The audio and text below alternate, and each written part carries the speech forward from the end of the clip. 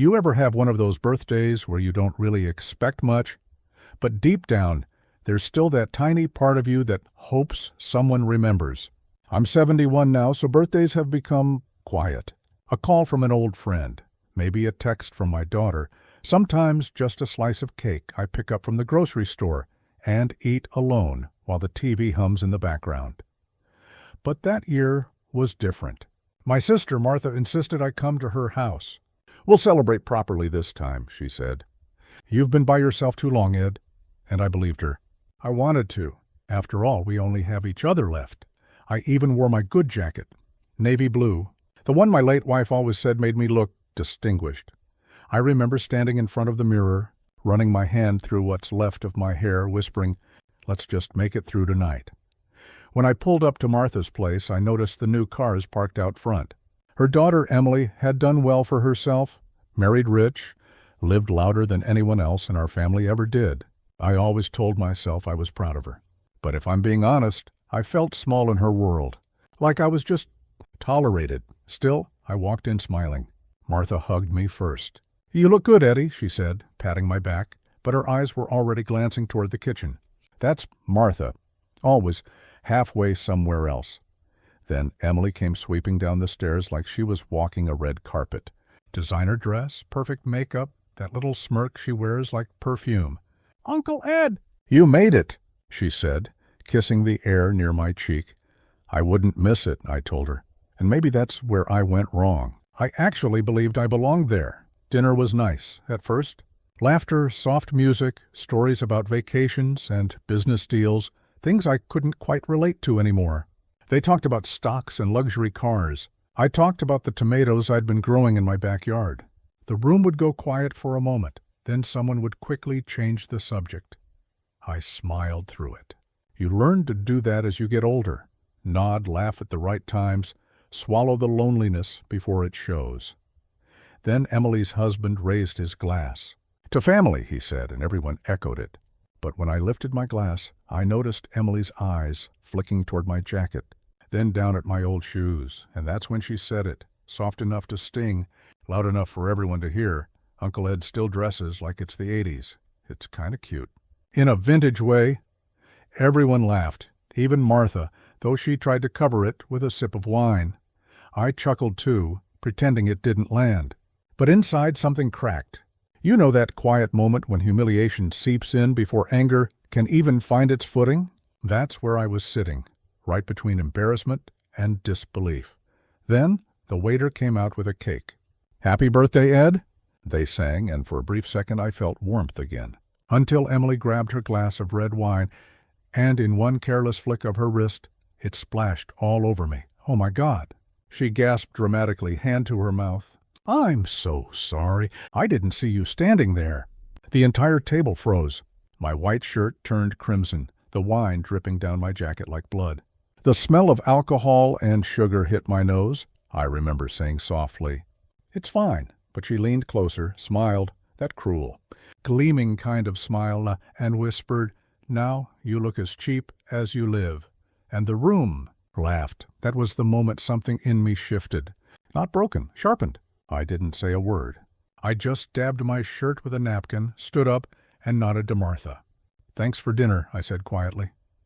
Then I walked out into the cold night air, the laughter still echoing behind me. When I got home, I sat down at my kitchen table, still smelling like wine, staring at the birthday card Martha had given me. It was empty, not a message, not even a signature. Just a blank card with a printed, "Happy Birthday." That's when I started writing. I pulled out my old notebook, the one my wife gave me before she passed, and I wrote down everything that happened. The dinner, the laughter, the look in Emily's eyes when she said those words. I wrote one more line under it. "Someday she'll remember this night differently." Because I wasn't angry. Not yet. I was patient. I'd learned in 71 years that anger fades fast, but planning, that lasts. Over the next few weeks, I didn't speak to Martha or Emily. I stayed quiet, as if I'd vanished. They probably thought I was sulking or too fragile to face them again. But I wasn't sulking. I was listening, watching. See, Emily's husband was in real estate. Big name in the area, flashy developments, always on the news talking about legacy wealth. But beneath the gloss, there were cracks, legal issues, unpaid workers, properties tied up in debt. I didn't need to dig far. Small towns talk, and I happened to know someone who worked at the county office. A good friend, old fishing buddy of mine named Carl. I bought him coffee one morning and asked him a few questions about property liens, business registrations, ownership transfers. Carl raised an eyebrow. "You getting into real estate now, Ed?" I smiled. "Something like that." That week I learned that Emily's husband had used Martha's name, my sister's name, on several mortgage guarantees, probably without telling her the full risk. That meant if those deals went south, Martha could lose everything. Her house, her savings, everything she'd built. And Emily? She was too busy posting pictures of champagne brunches to notice. I could have told Martha immediately. I almost did. But then I remembered that laugh, her laugh, when her daughter humiliated me. And something inside me said, not yet. Instead, I started quietly buying small shares in one of his companies. They were cheap, almost worthless, but they gave me access to information, public documents, financial filings, the kind of paper trail that greedy people forget, other eyes can read. Night after night, I sat at my desk with a magnifying glass, tracing signatures, checking dates, following the money. The deeper I looked, the clearer it became. Emily's perfect little world was built on borrowed sand, and she'd just splashed wine on the wrong old man. Sometimes revenge doesn't come from rage. It comes from remembering. That winter, while everyone else was busy with holidays, I was quietly preparing something far more lasting. Something that wouldn't hurt them physically or publicly. No, I didn't want that. I wanted them to see their own reflection one day and realize how cruel they'd been, and, for that, I needed patience, so I waited and planned, and smiled whenever I thought of that wine-soaked shirt hanging in my closet. A reminder of the night they wrote their own downfall. I didn't know it yet, but that single act, a spilled drink and a cruel smile, would eventually cost Emily everything she thought she'd earned. And all I had to do was let her build the tower herself. I kept my hands busy so my mind wouldn't wander where it was dangerous. There's something honest about work. It steadies you, keeps you from doing things you'll regret. I mended a chair, sanded down a tabletop, sharpened chisels until the metal sang a little. Every scrape of the sandpaper sounded like a metronome counting out plans. I started with small moves that no one would notice. I bought a few more shares in that real estate outfit Emily's husband bragged about, not because I wanted stock, but because owning a sliver gives you the right to read the filings. I called the county clerk and asked questions in a casual voice, the kind that sounds like you're trying to reminisce about old days rather than spy. Carl helped. He always has. He's the sort of friend who remembers your father's face and the way your wife laughed.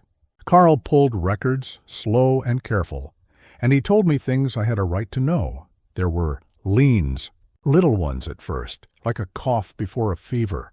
Delayed permits, subcontractors unpaid, payments routed through shell companies. Nothing dramatic enough to make the evening news, but enough to make me sit up straight. Enough to tell me that if the weather turned, and in business the weather always turns, their house of cards would wobble. I had no taste for spectacle. I didn't want to humiliate anyone in public. I wanted the truth to be a mirror so clean they couldn't look away. So I set about collecting pieces, receipts, filings, a pattern. If you want a man to see who he is, you build a path of facts under his feet until the only place left to stand is confession. At the same time, I reconnected with people I'd helped over the years. You'd be surprised how many folks remember a favor, not because you asked, but because the memory sits warm inside them like a coal. A woman named Rosa. She'd once been a single mom who couldn't pay for a broken chair. I fixed it free and refused payment. She owned a small catering business now. I called her, asked about some upcoming events in the neighborhood. She remembered the dinner, the laugh. She also remembered Emily's temper and how she treated vendors like dirt. Small human things build credibility.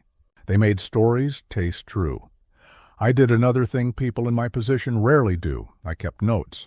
Not just numbers, but feelings tied to dates. It sounds odd, but patterns hide in details. When did the payment shift? Who signed what? How did Emily react when someone complained about a contractor? A lot of people think law and revenge are loud. They're not.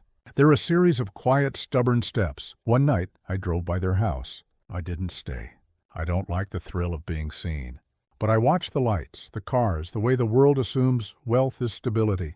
A wife texting in the kitchen, a man checking a tablet in the den, a daughter laughing in a room whose chairs cost more than my first house. It looked easy from the outside. That's the thing about people who build on sand. It looks sturdy until the tide proves otherwise. As the weeks moved, I started seeing cracks become more visible.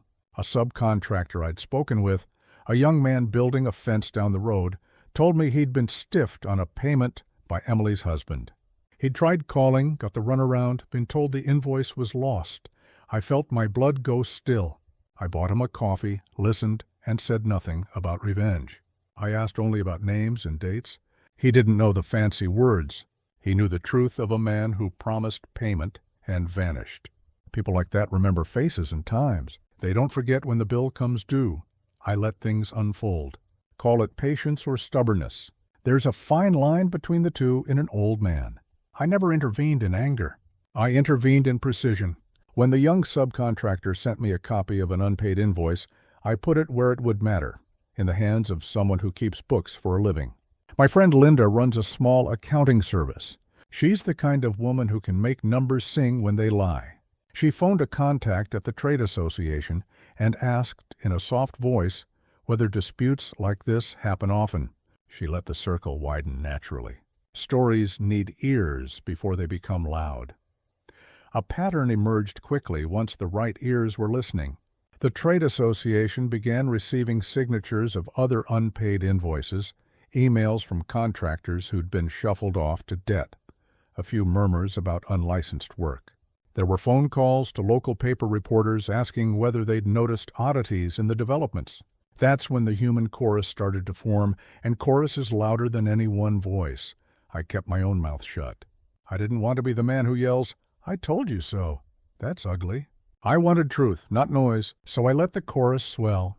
People started to speak, and each conversation made the picture clearer. Emily's husband was stretching himself. He'd closed on 5 properties and bid on 2 more, all at the same time. He'd been using the same crews, offering the same lowball bids, promising quick turnaround. Quick is another word for careless in construction. You have to understand something about how communities work. Reputation travels by touch. If a couple of vendors are stiffed, they tell 2 people. Those 2 tell 4, and before you know it, the rumor isn't rumor anymore. It's a problem. Corporations, even small local ones, can be stopped by cash flow. If the checks stop, the crews stop. If the crews stop, projects slip. It's the little things that unravel big men. With the trade association asking questions, a reporter started poking around. I didn't call him. He found his own records. But when he reached out to me, I answered. I didn't give him drama. I gave him facts, dates, names, the pattern of missed payments. I told him quietly, as if concerned for those workers, not for revenge. Reporters like that voice. They like care, not fury. A piece ran. It was measured. It quoted contractors who'd waited months for payment, tenants who complained about leaks, bankers who looked uncomfortable when asked whether risk was being pushed around. The headline was not cruel. It simply asked a question. Are developers cutting corners in the name of growth? The question is a blade if you leave it in the air long enough. At the office, my son's office, the one he used to own with me, the atmosphere changed. People who used to smile in cameras now wore careful looks. Investors called meetings. Lenders made requests for audits. You can see it in men's faces when a tidy lie is pried open. He called me the night that article dropped. He sounded sharp at first, trying to sound businesslike. Then I heard a tremor under his words. "Dad," he said, "this will blow over. It's small. Mistakes. Errands. These things happen." I let the silence sit in my ear like a guest. "Does it happen to you when the bill comes due?" I asked. He swore softly and hung up. That's the way it moves. Men who scatter seeds of lies rarely think about the harvest. When the harvest comes, they don't like the taste. After the article, more people reached out. A young man who installs heating systems messaged me a photo of a half-finished house, studs exposed, insulation missing. Owner says pay later, he wrote.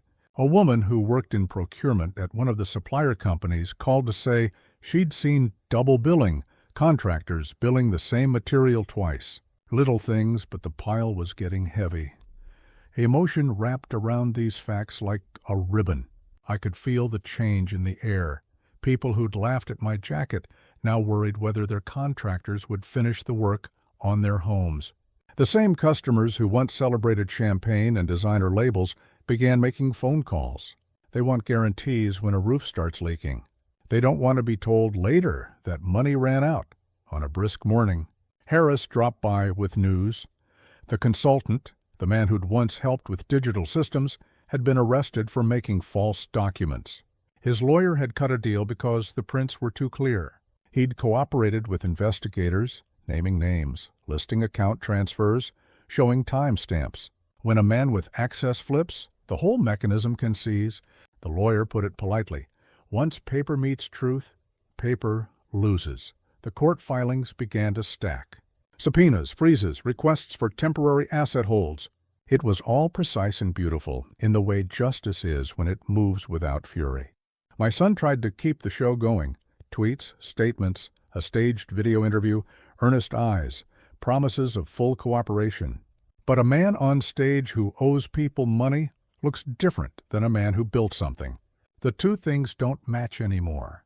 He couldn't act grief and control at the same time. The press smelled it, and then the board moved. I'd quietly spoken to a couple of longtime shareholders, men who had carried us through lean winters, who'd respected the discipline of slow, honest work. I reminded them gently of guarantees and warranties we always kept, of the little reputations we'd built, the times we'd replaced a table at our own cost because it failed a family's trust. I didn't beg. I told truth. They listened. When the board convened in a heartbeat, it wasn't because of my fury. It was because of their duty. My son called again, voice trembling this time. Please, he said, Can you advise me? Help me get through this? There was a pleading that sounded like a man who had never learned to face consequences.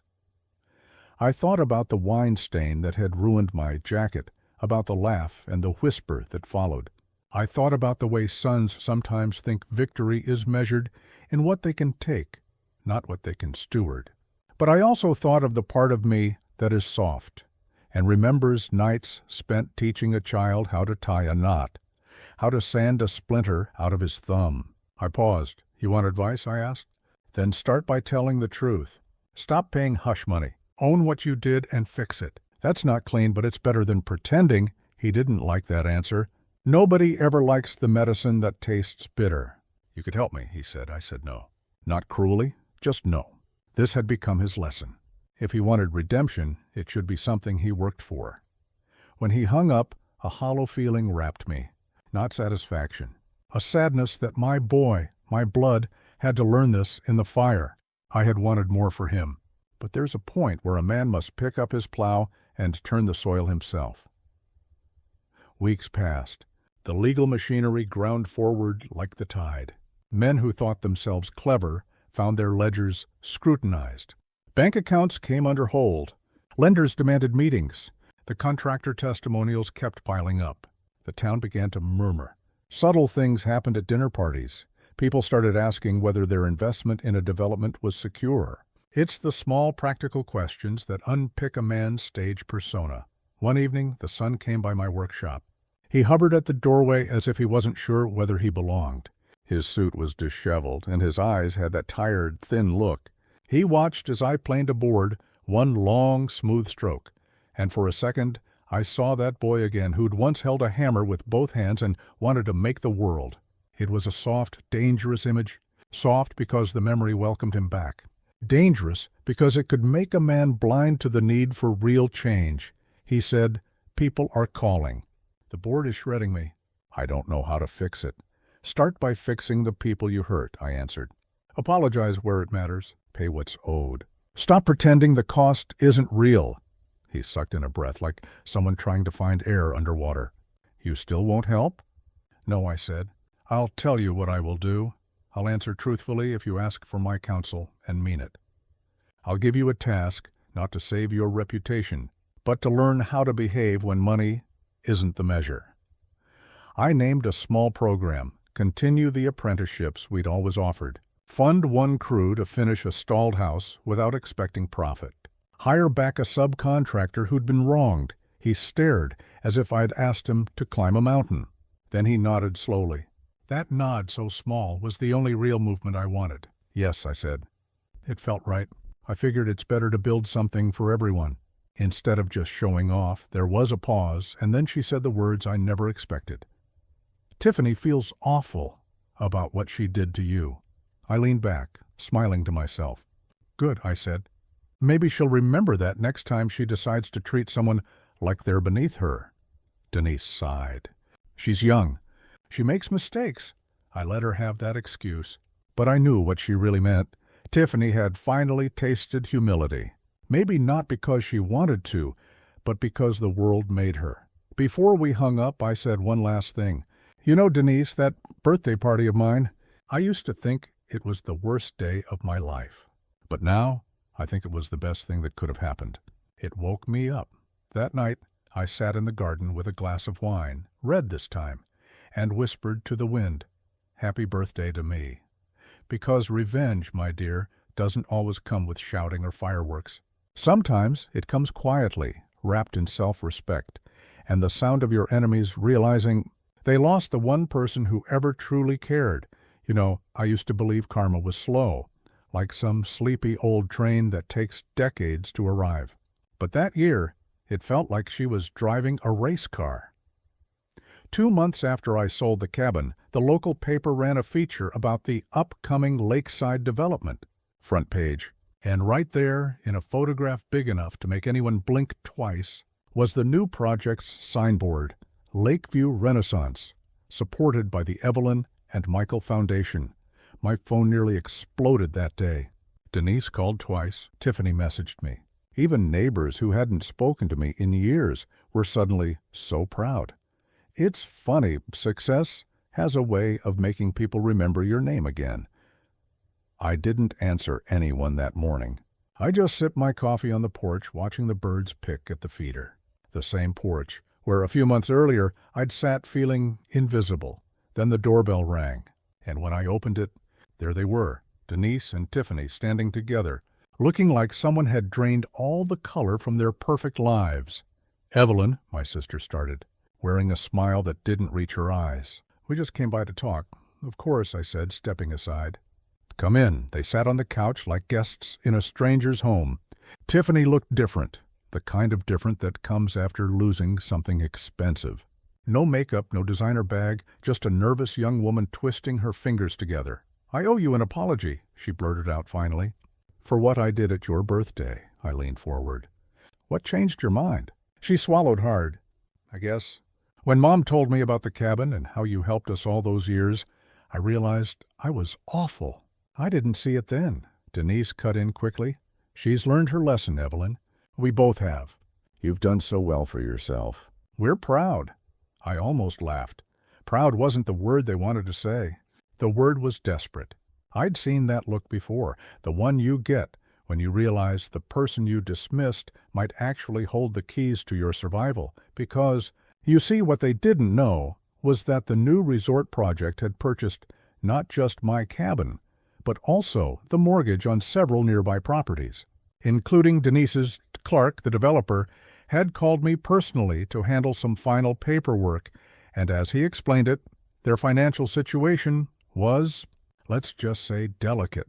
And now, their mortgage was being transferred to the very foundation they had just congratulated me for creating. In other words, their debt was mine to forgive, or not. So, as they sat there sipping the tea I'd made, I decided to test something, I said, setting my cup down. It's strange how things turn out. This world has a funny sense of balance. You humiliate someone on their birthday, and a few months later, you end up asking them for grace. Denise blinked, caught between guilt and panic. What do you mean? I smiled kindly. Your mortgage, dear? The bank sold it. My foundation now holds it. The silence that followed was thick enough to slice, Tiffany's eyes went wide. You own our house? Technically, yes, I said softly. But don't worry. I'm not here to take it. I just wanted you both to understand something. Money doesn't make a person valuable. Kindness does. Respect does. And you both forgot that. Denise reached for my hand, her voice trembling. Evelyn, we didn't mean— Oh, you did, I interrupted gently. But that's all right. You were raised to think generosity is weakness. I used to think so too. But now I know better. I stood up, smoothing my cardigan. You can stay in your house. The debt's cleared. Consider it my gift. They both looked stunned. Denise managed a whisper. Why would you do that? Because, I said, smiling with real peace for the first time, I don't need revenge. I already have my freedom. That's something no one can take or buy. Tiffany started crying. Not the dramatic kind. Real tears, the kind that sting when regret finally lands. And I let her cry. She needed that moment. When they left, I closed the door behind them and stood in the quiet again. Only this time the silence didn't hurt. It felt earned. Later that week, I received a letter, handwritten, neat, cursive. It was from Tiffany. She wrote, You taught me more in one afternoon than my mother did in 20 years. I'll never forget what real grace looks like. I smiled and tucked it into my journal right beside my husband's old letters. I knew he'd have been proud, and when I walked through the park that evening, the sun setting low, a group of kids ran past me laughing, free, loud, full of life. One of them turned, smiled, and said, I miss Evelyn. It hit me then. Life isn't about teaching the cruel a lesson they'll never remember. It's about becoming the kind of person you wish they had been.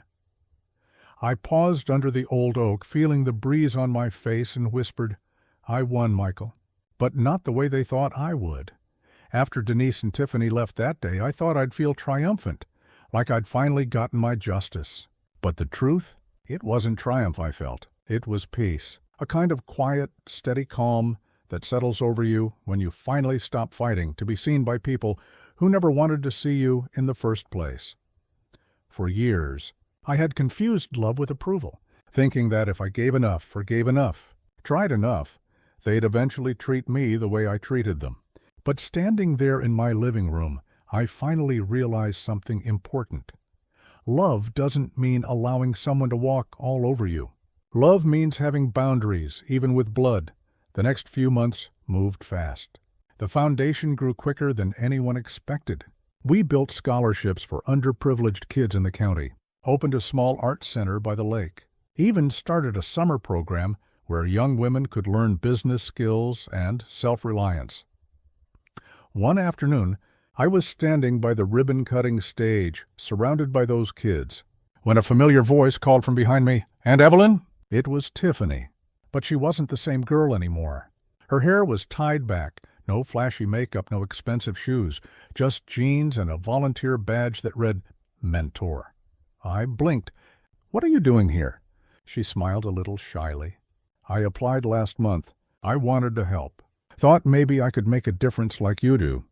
And just like that, every ounce of bitterness I'd once felt vanished, because maybe, just maybe, this was the real revenge, not humiliation, not payback, but change, seeing the next generation become better than the last. We spent the afternoon working side by side, handing out snacks, organizing crafts, laughing like old friends. And for the first time, I saw in her eyes something genuine, respect, not for what I owned, but for who I had become. Later, as the crowd thinned, Tiffany turned to me. "You know, I used to think strength was loud, that it meant having the last word. But you taught me it's quiet. It's walking away when everyone expects you to break." That one sentence undid me. I felt tears sting my eyes, but I didn't hide them. I just nodded. When the event ended, the sun dipped low over the lake, that same lake where my cabin once stood. The water shimmered gold, like it was made of all the second chances life had given me. I sat there for a while, watching the reflection dance, thinking about all the versions of myself I'd been, the overlooked sister, the humiliated aunt, the heartbroken woman, and now, finally, the one who had built something that mattered. A few weeks later, I got a small envelope in the mail. Inside was a photo, me and Tiffany at the ribbon cutting, laughing. On the back she'd written, "Thank you for never giving up on who you are." "You changed my life." I framed it and placed it right beside my late husband's picture, because he'd always believed I had more strength than I saw in myself. And I think somehow he'd been right. That night I poured myself a cup of tea and stepped outside. The stars were scattered thick across the sky, the kind of night that made you believe the universe had a plan all along. And as I stood there, I whispered softly, "This time, Michael, I didn't just survive. I became everything they said I couldn't." A gentle breeze swept through the porch, brushing against my cheek, almost like an answer, and for the first time in a long, long while. I smiled, not because I'd won over them, but because I'd finally won myself back. Over the next months, he worked like a man punished and learning at the same time. He paid back a few small debts, made a show of firing a manager who'd been careless, and attended a council hearing where he answered questions and promised transparency. The press called it a PR campaign. I called it an apprenticeship in humility. There was no headline that could make a man honest. Only deeds could. And then, one cold morning, something else happened. The bank's freeze on assets became a full audit, and the auditors found irregularities in the transfers that benefited a shell corporation, one tied indirectly to a familiar name. That corporation's owner was quick to flip and point fingers, but the paper trail led back to a small network of accounts. They began to untangle lines that had been braided in secrecy. The men who thought themselves untouchable discovered they were actually visible. When the indictment came, the local news played it like a morbid drum. My son's face appeared on screens. People who used to host his parties now whispered about ethics. His clients asked to renegotiate. His friends ducked away. It would have been easy to gloat then, to step out and crow that the old man had been right. But the truth is, when you watch someone fall, it leaves a hollow that no applause fills. I remembered carrying him once when he'd had a scraped knee, telling him with my hands on his shoulders that life will teach you things you'll understand when you're ready. I had wanted to be the man who taught gently. Life had taught roughly. It was late. But the lesson had been given. I kept working. I kept meeting with those who needed help. I signed a few affidavits. I testified quietly when asked. My voice in the courtroom was steady, measured, not a cry for revenge. The truth is a steady voice. It doesn't need to shout. By the time the courts handed down a settlement, the man who'd tossed his wine on me and laughed had lost more than I could have engineered in a decade. His company was broken, not beyond repair. Men can rebuild, but he'd lost the easy magic of charm.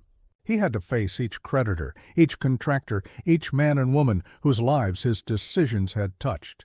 That's a long road home. When all of it slowed and the noise grew dull, I found myself with my jacket cleaned, no wine stain, just a story stitched into the fabric. I sat on the bench outside the workshop and let the afternoon sun warm the bones. There's a kind of quiet at the end of something that once burned hot. It's not satisfaction so much as a relief that the ledger has been balanced. A few weeks later, Emily came by. She didn't come with a smirk. She came with her head down, a small child at her side. That was the first time I saw her as a mother and not an heiress. She looked tired. Maybe shame had already been doing its work. She said, "I'm sorry, Uncle." The words were simple. They were late, but they landed differently than the first laugh. People change slowly. Sometimes they need rubble under their feet to see what matters. I nodded. "People do damage," I said. "They also fix it." "You can choose which you do," she cried then, not at the idea of losing things, but at the weight of what she'd meant to someone.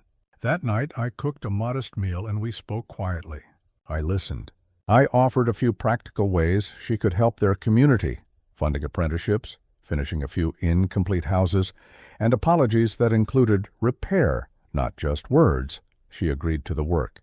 Not because I demanded it, but because her eyes finally found the truth of a life that was not about image, but about hands, and that, more than any headline, felt like the real victory. Not revenge taken, but repair begun. The town still remembers my navy jacket. But now they remember a different story beside it. A simple man who was pushed and then chose to stand. Who watched his family learn the hard way that cruelty doesn't build anything of value. I learned something too. Revenge, if you must call it that, loses its bite when it's done without malice. When the aim is repair and truth, you end the story richer in ways money can't measure. The wine-stained memory had turned into a larger ledger of care. By the time spring rolled back around, the supports we'd put in place, apprenticeships, the small fund for delayed contractors, a mentorship program, bloomed quietly. Laborers returned to work knowing payment would come. Families slept knowing their roofs would be fixed. Emily's husband, pale and humbled, showed up at a job site with a broom, and he stayed. When I walked past them, I felt no triumph and no gloat. I felt something older and gentler, the sensation that honesty, finally, had been given a voice loud enough for everyone to hear. When I got home that night, I didn't cry. I thought I would, but I didn't. I just sat on the edge of my bed, still smelling that cheap wine that had soaked into my dress, and listened to the quiet hum of the house. Funny how silence can scream louder than any words. My husband had passed 3 years earlier, and that house had become too big, too empty, but that night it felt alive. Alive with shame, anger, and something else I hadn't felt in a long time. A spark. I remember staring at myself in the mirror. My hair was matted, the makeup smudged, and all I could think was, you let them do this to you. You let your sister raise her daughter to see you as a joke. You let them turn your kindness into weakness. You baked cakes for every birthday, helped pay for school books, loaned money when they asked, and they repaid you with humiliation. I whispered to my reflection, not anymore. That night, I opened the small wooden chest at the foot of my bed. Inside were letters, old ones, from my late husband, Michael. He used to handle all our finances. He was careful, thorough, always 3 steps ahead. Among those papers were the property deeds he'd tucked away years ago. Most people in the family had forgotten about the old lakeside cabin, the one my father built before he died. But not me. I'd kept the taxes paid, kept it in good shape quietly, even after everyone assumed it was worthless. They thought the lake had dried up. But oh, it hadn't. A week later, I took a drive out there. The place looked wild, sure, overgrown grass, vines on the fence, but the cabin stood strong. I could still smell cedar when I opened the door. It felt like home. But more than that, it felt like a chance. You see, I knew my sister Denise was obsessed with family appearances. She and her husband had just mortgaged their house again to keep up with their lifestyle, designer furniture, vacations, parties. They loved showing off, pretending to be rich. What they didn't know was that the county was rezoning the area near the lake for development. That cabin, the worthless one they'd forgotten about, had just tripled in value overnight. Michael had told me years ago that it was our safety net, and now it was my leverage. I started quietly making phone calls. The new developer, a sharp but respectful young man named Clark, told me the company was interested in buying all surrounding land for a resort project. When I gave him the deed information, his tone changed. "Ma'am," he said, "you're sitting on a gold mine." I smiled.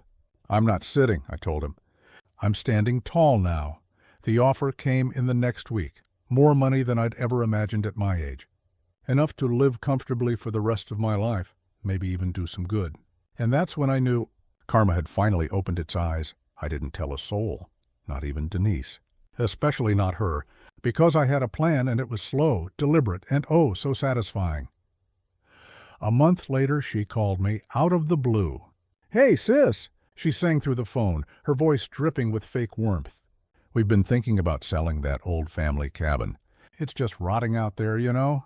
What do you say we put it on the market and split the cash? Like old times." Old times. I almost laughed. Old times when she forgot to pay me back. Old times when she let her daughter humiliate me at my own birthday. I took a slow breath and answered sweetly, "Oh, that cabin? I already sold it, Denise. Got a wonderful offer." Silence. I could practically hear her jaw drop through the phone. "You what?" "I sold it," I repeated. "And before you ask, no, it wasn't yours to sell. Daddy left it to me and Michael in his will. Remember? You got Mom's jewelry instead. The one you pawned 2 summers ago." The silence stretched longer. Then came the venom. "You selfish witch. You sold off family property behind my back?" I smiled, even though she couldn't see it. "No, dear. I protected what was mine. You never cared about that cabin until you found out it had value. I cared when it was worthless. That's the difference. She screamed some nonsense and hung up. But I just sat there, my tea steaming, heart calm for the first time in years. The next week, Karma's wheel turned even faster. Word spread through town that Denise's husband had lost his job. Something about company restructuring. Then her daughter, sweet, arrogant little Tiffany, posted online that their renovation plans had been delayed. Turns out their mortgage was eating them alive. And those designer parties? Gone. Meanwhile, I was busy doing something they never would have imagined. I was reopening the community library in my neighborhood. I donated part of the cabin money to restore it, put my husband's name on the reading hall, and made sure there was a little plaque that read, "Dedicated to those who never stop learning what truly matters." When the news came out in the local paper, Denise called again. This time her tone was soft, cracked. "You donated all that money?" she asked, like she couldn't believe I had it to give.